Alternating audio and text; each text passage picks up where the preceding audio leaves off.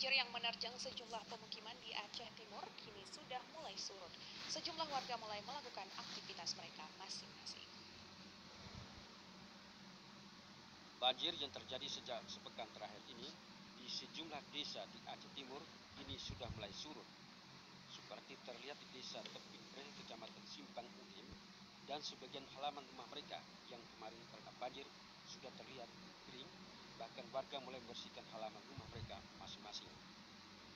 Salah seorang warga, Iskandar Teping Preh, mengatakan bahwa air banjir sudah mulai surut sejak 2 hari kemarin, di mana cuaca sudah agak mulai cerah di daerahnya. Menurutnya kini sebagian warga sudah mulai melakukan aktivitas seperti biasanya. Selain itu, jalan lintas pemukiman yang kemarinnya tergenang air banjir kini sudah bisa kembali dilalui oleh warga.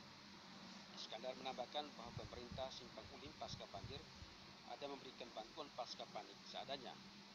Warga berharap agar untuk mengantisipasi terjadinya banjir di daerahnya itu, pemerintah perlu membuat tanggul penahan di sepanjang sungai Arakundo, Kecamatan Simpang Ulim, Kabupaten Aceh Timur. Dari Aceh Timur, kontributor TVRI melaporkan. Saudara, ratusan rumah di kota Kuala Simpang, Aceh Tamiang beberapa hari terakhir terendam banjir. Banjir terjadi akibat luapan sungai Kuala Simpang. Ratusan rumah di lingkungan Pahlawan Kota Kuala Simpang, Kabupaten Aceh Tamiang terendam banjir.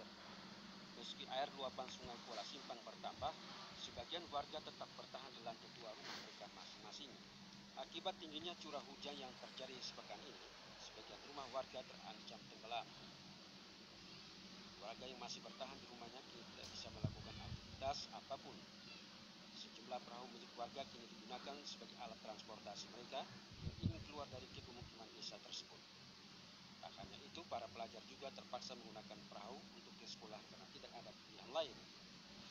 Sejumlah musibah ini sering dialami warga jika hujan deras mengguyur Aceh Tamiang. Warga berharap pemerintah bisa mengatasi banjir tersebut karena kerap kali terjadi ketika musim hujan tiba. Dilihat dari cuaca saat ini, kemungkinan besar air akan bertambah pada saat malam hari. Dari Aceh Tamiang, kontributor